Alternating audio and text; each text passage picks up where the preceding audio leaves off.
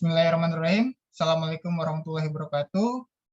Kembali kita akan membahas mengenai proses manufaktur, dan kali ini kita akan membahas mengenai teori proses permesinan. Proses permesinan. Jadi dalam industri manufaktur, proses permesinan merupakan salah satu cara untuk menghasilkan produk dalam jumlah banyak dengan waktu relatif singkat. Banyak sekali jenis mesin yang digunakan. Ini berarti mengarah pada proses yang berbeda-beda untuk setiap bentuk produk. Proses pemotongan logam merupakan suatu proses yang digunakan untuk mengubah bentuk dari logam atau dalam komponen mesin dengan cara memotong. Di sini klasifikasi proses pemesinan menurut gerakan relatif, pahat, atau perkakas potong terhadap benda kerja. Ini adalah jenis proses, ada gerakan potong sama gerakan makan. Kalau bubut, ini prosesnya seperti ini. Lalu gerak potongnya ini benda kerja meter per menit, dan gerak makannya adalah pahat meter per menit. Ini gerinda seperti ini phrase, ini gerinda rata, ini ada gerinda silinder, jadi benda kerjanya yang diproses. Lalu ada scrub, meja scrub, dia bentuknya seperti ini. Lalu ada parut dan gergaji. Kita masuk ke gergaji, mesin gergaji. Gergaji pada umumnya digunakan untuk pekerjaan pemotongan ringan sampai yang berat dan ukuran besar. Konstruksinya sederhana dan biaya operasinya rendah. Dapat dirancang untuk operasional secara manual, semi-otomatis, sampai dengan otomatis dengan penggerak hidrolik dan manual. Dalam kehidupan sehari-hari, gergaji ini banyak kita temui, misalnya yang digunakan tukang kayu material dan yang lainnya. Pada dasarnya, jenis gergaji ini dapat dibagi menjadi 3 bagian, antara lain gergaji ulang-alik, gergaji bulat, dan gergaji sabuk. Metode pemakanan gergaji, di sini ada 3. Pemakanan positif, di mana kedalaman potong konstan, sedangkan tekanan tergantung pada jumlah gigi yang menyinggung benda kerja. Yang kedua, tekanan seragam. Tekanannya konstan, tidak tergantung pada jumlah gigi yang menyinggung benda kerja. Yang ketiga, pemakanan gravitasi. Pisau gergaji ditekan ke dalam benda kerja oleh berat gergaji dan rangkanya. Pisau gergaji. Pertama, mata potong gergaji lurus yang dapat disetel. Jenis pahat gergaji ini umum digunakan, tidak mempunyai sudut garukan atau right angle. Yang kedua, mata potong gergaji, pemotongan bawah. Jenis pahat gergaji ini mirip dengan pahat Fries. Untuk pemotongan besi tuang atau baja haruslah digunakan pitch yang besar atau kasar untuk memberikan ruang yang cukup bagi chips atau gram.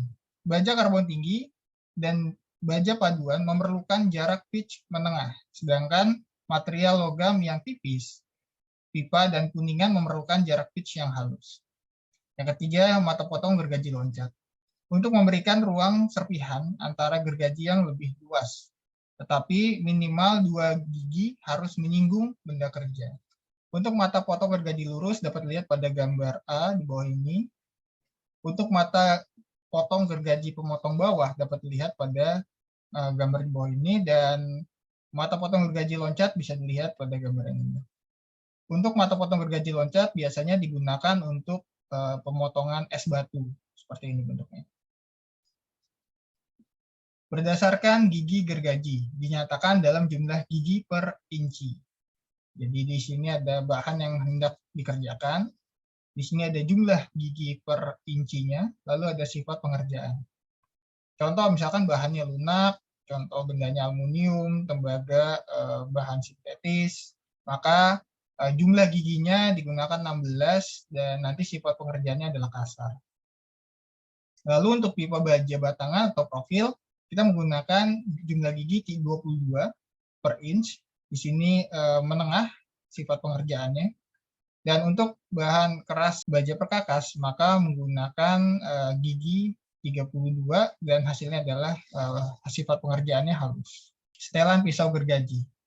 Untuk menyediakan ruang bebas bagi mata potong gergaji dalam pengoperasian pembuatan alur atau celah, maka dapat dilakukan penyetelan terhadap arah mata potong gergaji yang diklasifikasikan sebagai berikut. Pertama, setelan penggaruk. Merupakan kombinasi pasangan mata potong gergaji yang mempunyai arah lurus arah ke kanan, arah ke kiri. Hal ini berguna untuk membuat alur pada material benda kerja yang terbuat dari baja dan besi. Yang kedua, setelan gelombang. Merupakan kombinasi pasangan mata potong gergaji yang mempunyai arah lurus set ke kanan, satu set arah ke kiri, berguna untuk membuat alur pada material benda kerja yang terbuat dari pipa dan logam tipis.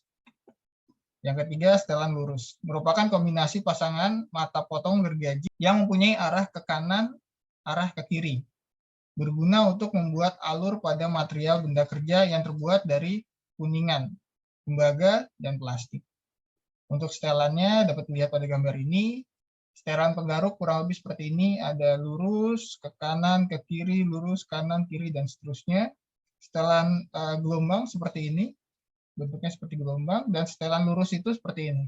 Kanan, kiri, kanan, kiri, kanan, kiri, dan seterusnya. Kita masuk ke jenis gergaji.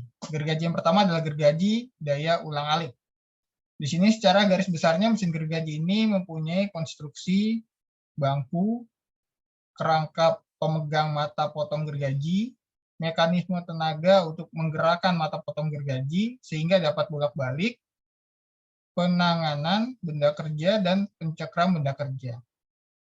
Secara umum, mesin gergaji ini dapat melakukan pemotongan benda kerja yang besar maupun yang kecil. Ada yang digerakkan secara hidrolik, dan ada yang manual, dan otomatis penuh. Kurang lebih gambarnya seperti ini. Disebut gergaji ulang-alik karena nantinya ini akan bolak-balik, maju mundur, karena disebabkan oleh motor penggerak yang ada di sini. Nanti material akan diletakkan di sini, dijepit, sehingga ketika ini bergerak dan turun ke bawah, material tersebut bisa terpotong.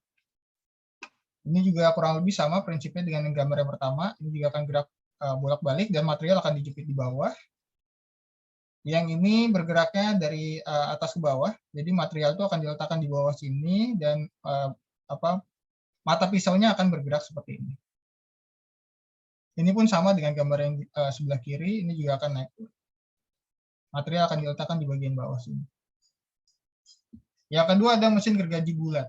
Mesin gergaji bulat mempunyai mata potong gergaji berbentuk piringan dengan diameter besar dan beroperasi dengan kecepatan putaran yang lambat atau disebut dengan mesin gergaji dingin. Mesin ini dioperasikan dengan tenaga hidrolik dan kapasitas mesin diukur dari kemampuan mesin untuk menggergaji benda kerja dengan maksimal diameter dan dengan toleransi tertentu. Mata potong gergaji dihantarkan kepada benda kerja yang dicekam secara positif oleh pencekam hidrolik, baik horizontal ataupun yang vertikal. Kurang lebih gambarnya seperti ini. Jadi dari sana nanti ada material, contohnya kayu, dia masuk ke sini, lalu ada gergaji yang berputar, dia akan memotong seperti ini. Atau seperti ini nanti ditarik ke atas, lalu ada material yang akan didorong dari sini ke sana. Ini semacam pengaman, jadi ukurannya akan disesuaikan di daerah sini. Jadi ini juga pengaman, nanti pengaman ini akan dibuka dan akan memotong material yang di bawahnya. Ini sifatnya lebih fleksibel karena dia tidak menempel langsung ke meja. Namun jika ingin ditaruh di meja atau dijepit seperti ini pun bisa. Ini juga contoh dari gergaji bulat. Jadi ini salah satunya, jadi dia dimasukkan ke sini lalu dipotong. Ini juga sama. Ini gergajinya, lalu materialnya akan didorong. Ini biasanya buat lembaran-lembaran kayu, ini juga sama. Dan ini juga gambarannya. Dan ini jangan ditiru. Ini gergaji kayu, biasanya untuk pohon besar. Dan ini juga gergaji bulat yang dia materialnya biasanya kecil-kecil. Berikutnya ada mesin gergaji sabuk. Mesin gergaji sabuk berfungsi untuk memotong benda kerja yang panjang dan lurus. Mesin gergaji sabuk untuk logam dan untuk bahan kayu hampir mirip. Hanya perbedaannya dalam hal kecepatan potong dan bentuk dari mata potong gergajinya. Biasanya dirancang pada kedudukan vertikal. Komponen-komponen utama dari mesin gergaji sabuk ini dapat dilihat pada gambar berikut ini. Jadi ini gergaji sabuknya, dia akan berputar. kalau dilihat dari gambar 2 dimensi seperti ini. Jadi ini mata pisaunya, dia akan berputar seperti itu. Dan benda kerjanya nanti akan diletakkan di sini. Baik, saya rasa itu dulu yang bisa saya sampaikan hari ini. Untuk tugas berikutnya, kalian bisa mempelajari jenis-jenis mesin yang tadi sudah kita bahas, mesin gergaji, ada gergaji ulang-alik, ada gergaji bulat, dan ada gergaji sabuk.